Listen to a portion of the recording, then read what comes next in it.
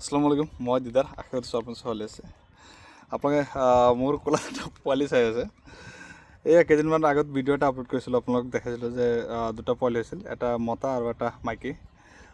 মতাটো মোৰ ক'লত, এইটো হোৱাইট কালাৰ আহিছে, আৰু মাইকীটো এই পিছফালে খাই আছে। ইও আছিল ইমানখিনি তলত। ইয়াক তাৰমানে ক'লাত বহি যদি মই কাণটোত ধৰি যদি ইয়াতে যদি এনেকুৱা যদি কৰোঁ আঙুলি দি, তাৰ বহুত ভাল লাগে, টোপনি আহি যায়।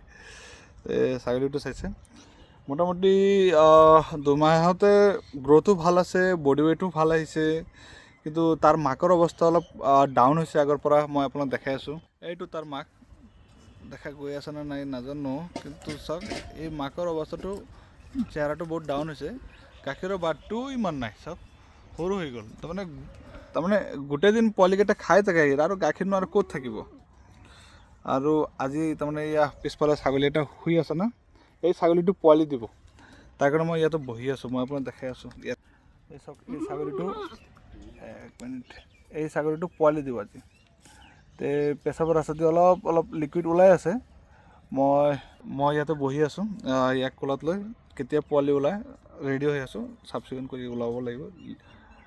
যোৱা ভিডিঅ'ত মই দেখাইছোঁ এই পোৱালিটো জন্ম হোৱাৰ টাইমত ভিডিঅ', আৰু আশা কৰিছোঁ এই ছাগলীটোৰো মই দেখাম। তে কেনে ওলাইছে নিশ্চয় জনাব।